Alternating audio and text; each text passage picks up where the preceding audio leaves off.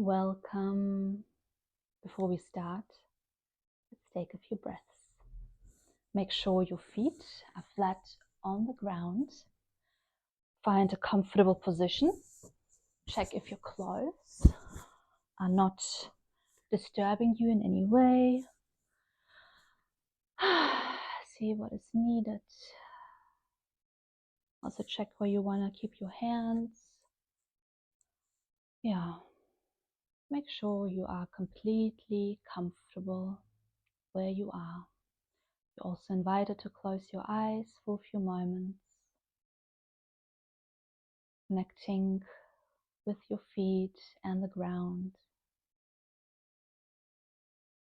Let's take a few deep breaths into the belly. Then you can sigh it all out.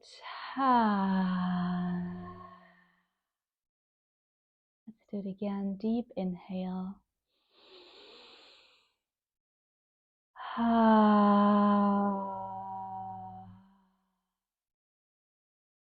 And one last time. Deep inhale.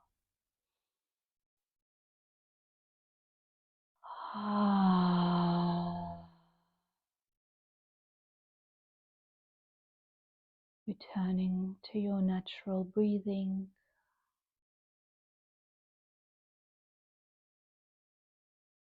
Noticing your body.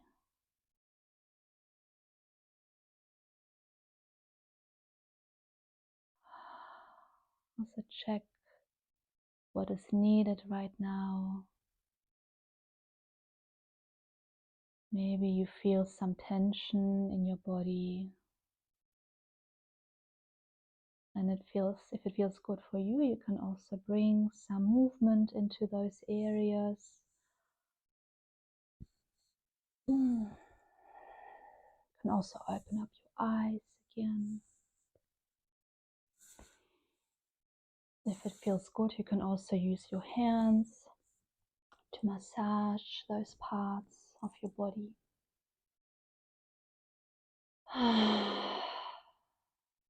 You're invited to do any sounds that come organic and natural.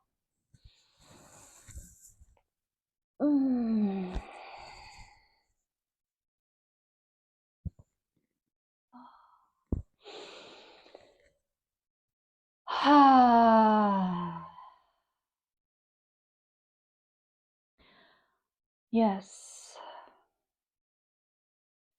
So, when you're ready, I will get started. I have an intention for this video in order to highlight or bring a different perspective onto some of the relationship dynamics that we're having, either with random strangers that you encounter wherever you encounter strangers, or even in very intimate relationships or friendships. And I'm wondering if you have ever felt, when you meet another person, whether it's for the first time or for many, many times, that you notice a certain shift in your frequency. And it can happen because either you are taking on their frequency, because that's what we do as humans. We are always trying to bring harmony in our interactions. We're always trying to kind of meet one another at the same level. And what usually happens is, in order to meet the other person, is that I sometimes have the feeling that I'm lowering my frequency so that I meet the other person exactly there where they are. And then afterwards, I feel drained and I ask myself, what just happened? And another perspective that I would like to bring is sometimes when you are with another person and they are in a certain frequency, that I go in a bit of an opposite direction. Example, I'm with a friend who really, really likes to talk. She talks all the time because at home she doesn't really have anyone that she can talk to.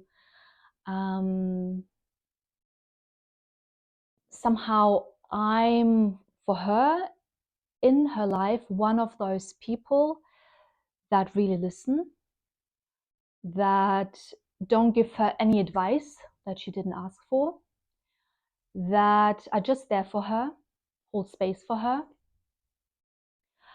and that understand her in whatever she's trying to get across. And because of that, I'm noticing with myself a shift in the way in the way my energy expresses itself. And what I notice is that all of a sudden I get super quiet. I don't say anything at all. I don't contribute at all. I am just fully listening. Sometimes even I actually don't want to hear that stuff. And I also might ask myself the question, okay, there comes also a point for me where I can also say, hey, I think I had enough of listening.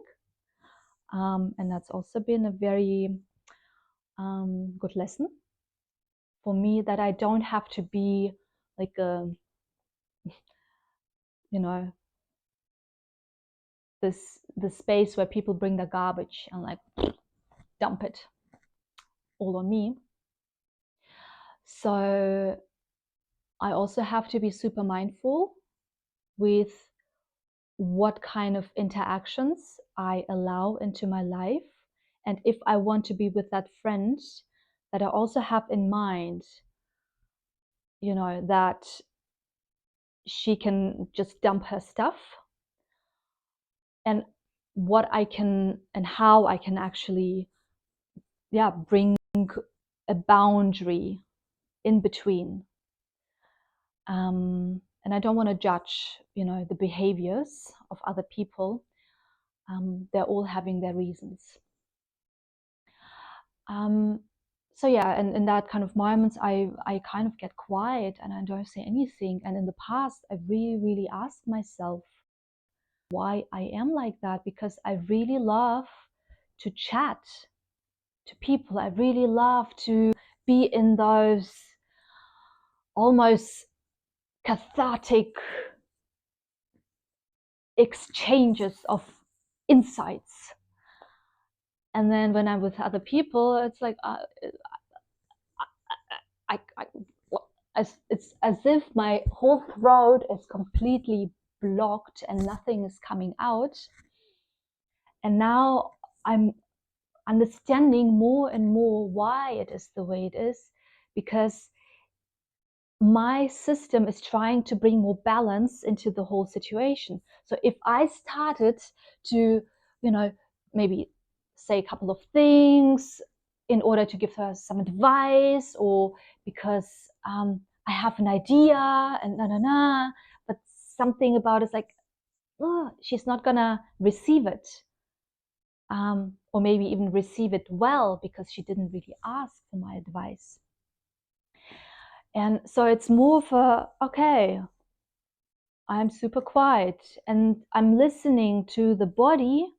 And sometimes there's an opportunity that is opening up, where the energy all of a sudden wants to move through me. And there is all of a sudden an open outlet through my throat. And these are usually those moments where this other person is receptive to whatever I have to say. Another example is, for instance, in a group body. If everyone is super quiet and actually we have to get things done, actually we came together because we wanted to plan and organize something in order to set something up, but then the energy of the space and everyone is a little bit like small talk, chit chat, kind of this soft, let's massage each other, I don't want to do anything, oh yeah, there are a couple of things that we need to do, and then everyone is like looking somewhere else because they don't want to take on responsibility or take charge of anything. So there's something in my being, in my system, probably also in my structures, my personality is activated, and I come into my masculine, into my yang energies that, start organizing, coordinating, planning, taking charge, taking responsibility. And it's like, okay, I'm going to do this because no one else will.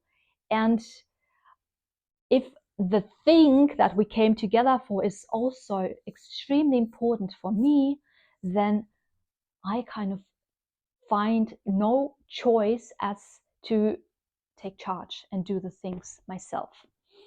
And also there lies a lesson, because how can I also, bring that more yang quality of mine and maybe influence or impact or bring that energy also more into the group body, so that something in the people gets activated, so that something in them wants to take charge and take responsibility. Yeah, that's just another example. Another example, if you're with someone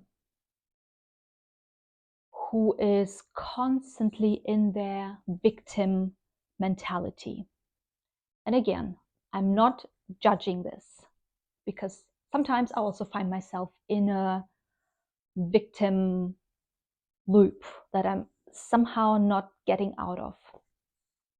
But what I notice when I'm with somebody who is kind of stuck and constantly in this whole thing of, oh, I didn't do anything, it was the other person's fault,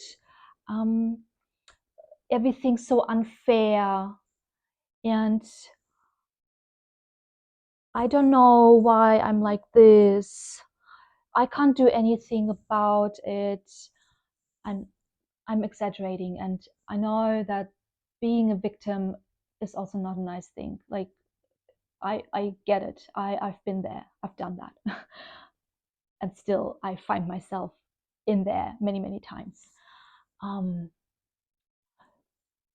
What happens in me when I'm with a person who is in the victim mentality, what happens in me is that something in me doesn't want to engage in the drama or in this loop, because it doesn't feel good for my body. My body somehow is like, it just wants to take the energy out of the interaction and bring it more back to myself, so that I'm not giving any energy into this whole thing, because something instinctively, intuitively knows that it's actually not helpful if I start perpetuating the situation by saying things like, oh yes, you poor thing, oh my god, yes, they are so mean, or this guy or this woman or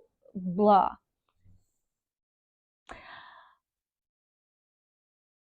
So my body doesn't want to go there. It creates some distance. And then it can trigger the hell out of that person because, you know, if they have some trauma points of people withdrawing or caretaker from their childhood withdrawing because they are too much or in their drama, whatever, it can create separation. It can also trigger the wound in them. And also there, like how can we relate to one another in an empathetic way that I'm somehow helping the other person by not helping, as in putting my energy more into their drama, but how can I just be there with a fully open heart, witness them empathetically, with empathy, without being involved. And if this other person have done some consciousness work, they might even realize by you not engaging that, or maybe even recognizing the pattern they're in. And yes, there are also probably many other ways how one can interact in a situation like this. And it depends also on the, I guess, the connection that you have with one another, whether you can actually address each other's shadows, where you can tell the other person potentially, like, hey, look, I really feel your pain. I see you in your pain, and something in me just doesn't want to engage because it feels that it will not support you in coming out of the potential loop of victimhood that you are in. An idea.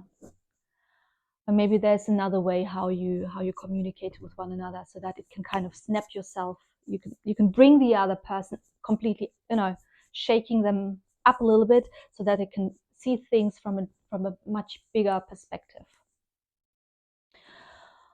Yeah, why am I saying all of this?